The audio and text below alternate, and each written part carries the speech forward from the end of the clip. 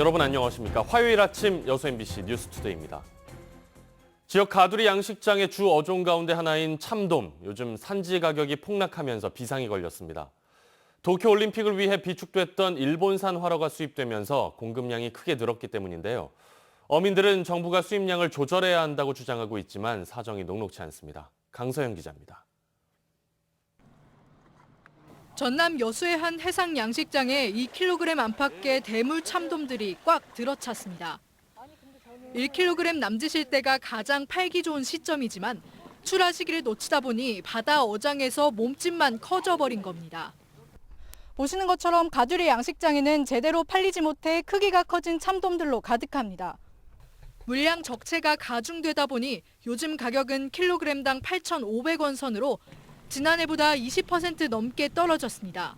내일 모레 추석인데 지금 이렇게 많이 남아갖고 있는데 다 못 팔죠. 마음이 너무 아프죠. 수협은 도쿄올림픽을 위해 비축됐던 일본산 참돔이 올림픽 연기 이후 대량 국내로 유입된 데 따른 현상으로 보고 있습니다.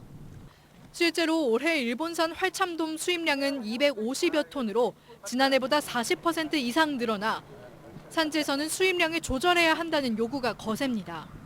정부 통계는 20% 하락이라고 하는데 실제 그 어장의 어민들이 지금 가격 폭은 한 40% 하락 폭에 팔고 있습니다. 일본 때문에 우리나라 어민들이 죽을 지경에 있습니다.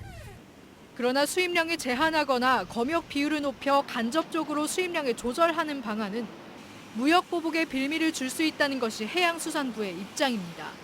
이것을 국가 차원에서 보조하고 수급 조절을 하고 또 지원해 주지 않으면은 우리 활어, 어류, 양식 어가들은 도산할 수밖에 없습니다. 참돔에 이어 가을 어종인 방어도 다음 달이면 본격적으로 국내에 밀려들 상황. 코로나19로 인한 소비 침체 속 극심한 이중고를 겪고 있는 해상 양식업계에 효과적인 유통 지원 대책이 시급합니다. MBC 뉴스 강서영입니다. 전남 지역의 학생 수 감소세가 심각합니다. 이제 20만 붕괴가 코앞으로 다가왔는데요. 5년 뒤면 도내 초중고교의 절반은 전교생이 60명도 안 될 거라는 비관적인 전망까지 나오고 있습니다. 조희원 기자가 취재했습니다. 전교생이 28명뿐인 구례군 상동면의 한 중학교. 지난 2000년 인근의 한 초등학교와 통합됐습니다. 하지만 달라진 건 교장과 교감이 한 명씩이 됐다는 것뿐. 서로 교류조차 없어 사실상 다른 학교로 운영되고 있습니다. 이처럼 이름뿐인 통합학교로 운영되고 있는 학교는 전국 100여 교 이상. 전남도 교육청은 앞으로의 단기 중점 과제로 이 같은 통합학교를 개혁하는 안건을 꺼내들었습니다. 초중등학교가 통합된 9학년제, 중고등학교가 통합된 6학년제를 만들어 인적과 물적 자원을 공유하는 것이 골자입니다. 전남의 지역을 활용한 생태교육을 추가하고 작은 학교의 장점인 마을 교육과 연계하면 서울 등 타 지자체의 학부모들의 수요도 끌어낼 수 있을 것으로 보고 있습니다. 학교를 생태적으로 재구성하고 그리고 학습자들의 학습 활동에 맞는 그런 공간, 학교 공간을 혁신하고 많은 도시 학생들의 유학을 이렇게 불러올 수 있다고 생각합니다. 실제로 핀란드의 경우 이미 초중등학교를 통합한 9학기제를 운영하고 있고 미국과 일본 역시 부분적인 통합학교를 도입해 운영하고 있습니다. 문제는 이처럼 실질적인 통합학교가 운영되려면 교원 자격증 제도가 개정돼야 한다는 겁니다. 현행법대로라면 교대와 사범대가 나눠져 있어 교사들이 초등학교와 중고등학교를 교차 근무할 수 없기 때문입니다. 교사대 통합과 관련한 논의와도 관련이 돼 있고 여러 가지 교육 전체적인 시스템을 바꾸는 문제와 관련이 돼 있어서요. 이 문제에 대한 깊이 있는 사회적 논의가 시작돼야 할 시기라고 생각합니다. 교원 자격증 제도를 개정하는 방안은 다음 달 7일 시작될 교육위원회 국정감사에서 본격적으로 논의될 전망입니다. MBC 뉴스 조희원입니다. 정부와 정치권 인사들이 추석 민심을 잡기 위해 수해 피해 지역을 잇따라 방문하고 있습니다. 주민들은 생색내기 방문보다 진정성 있는 공감과 실질적인 대책을 요구하고 있습니다. 우종훈 기자입니다. 김종인 국민의힘 비상대책위원장이 소속 국회의원들과 함께 추석을 앞두고 구례를 찾았습니다. 지난달 수해 피해를 입은 직후 방문한 데 이어 두 번째입니다.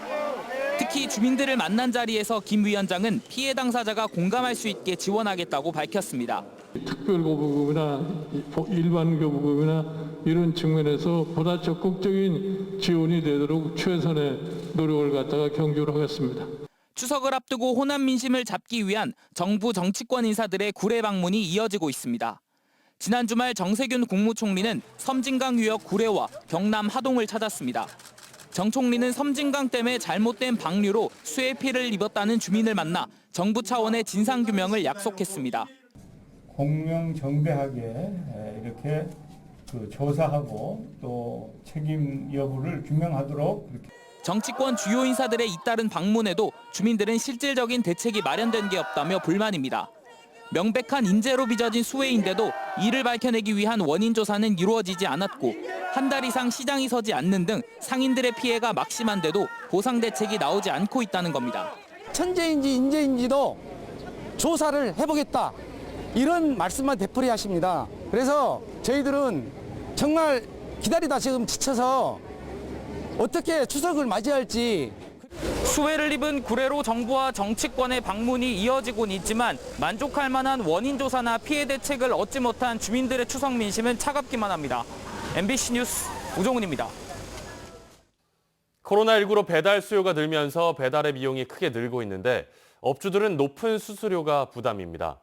그래서 수수료 부담을 낮추기 위해 도시권뿐만 아니라 농촌 지역 지자체들도 공공 배달 앱을 속속 도입하고 있습니다. 김양훈 기자가 취재했습니다. 강진읍에서 분식점과 순대국밥집을 운영하고 있는 김호석 씨. 최근 강진군이 주도하는 공공 배달앱 서비스에 가입했습니다. 무엇보다 배달앱 수수료가 없다는 점이 가게를 운영하는 데 가장 큰 도움이 되고 있습니다. 민간 배달앱은 수수료가 9에서 한 13% 정도 나오니까 많이 부담이 됩니다. 근데 공공앱 같은 경우에는 수수료가 일단 없어서 많은 도움이 되고 있습니다. 이달 초부터 운영을 시작한 강진 배달앱에는 8개 업종 30여 개 점포가 등록돼 있습니다. 점포별 메뉴 사진과 가격 정보가 게시돼 있어 편리하게 음식을 주문할 수 있습니다. 가맹점은 수수료 비용을 절감할 수 있고 소비자는 가격 인상 부담 없이 음식을 즐길 수 있습니다.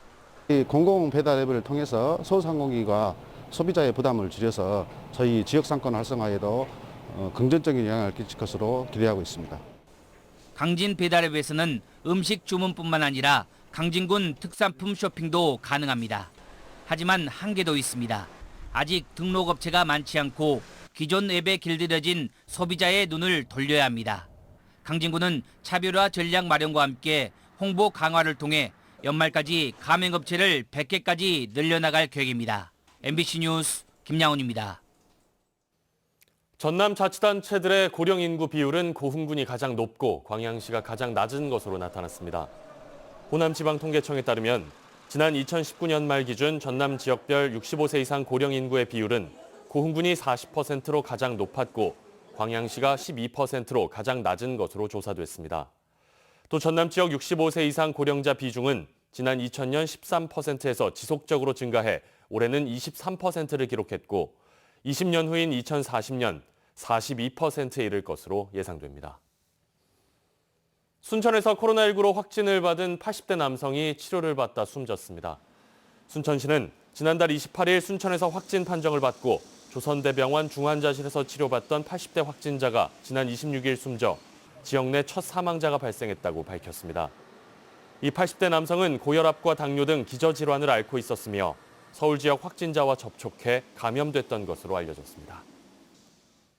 소형항공사 하이에어가 여수 김포 노선의 항공기 운항을 임시 중단했습니다.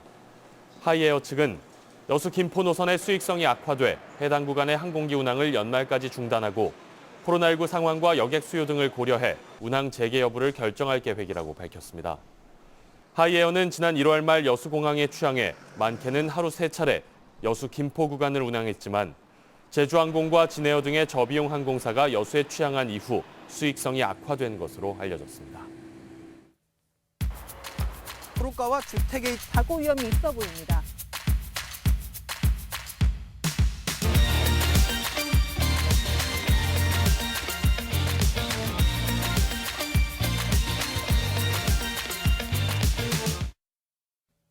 다음 뉴스입니다. 도내 배 생산량과 재배 면적이 점차 줄고 있는 것으로 나타났습니다. 더불어민주당 주철현 의원이 농식품부의 자료를 검토한 결과 최근 10년 동안 도내 배 생산량은 12만 7천여 톤에서 5만여 톤으로 60% 이상 줄었고 재배 면적 역시 크게 줄어든 것으로 나타났습니다. 이에 대해 주 의원은 봄철 냉해 등 기후 변화와 소비자 수요 감소에 대응할 수 있도록 정부의 대책 마련을 촉구했습니다. 전남에서 발생한 농산물 절도 사건의 범인 검거율이 50% 수준인 것으로 나타났습니다. 경찰청이 민주당 박완주 의원에게 제출한 국정감사 자료에 따르면 지난해까지 최근 4년 동안 전남에서 발생한 농산물 절도 사건은 243건이었고 이 가운데 51%만 범인이 검거됐습니다. 박 의원은 농산어촌의 방범이 열악하다지만 다른 범죄에 비해 유독 검거율이 낮다고 지적했습니다. 정의당의 신임 전남도당 위원장에 이보람이 의원이 선출됐습니다. 이 위원장은 당선 인사를 통해 당원들의 의견이 의정활동으로 제도화할 수 있도록 하겠다며 민생 현안을 적극적으로 챙겨 다음 지방선거에서 승리하겠다고 강조했습니다.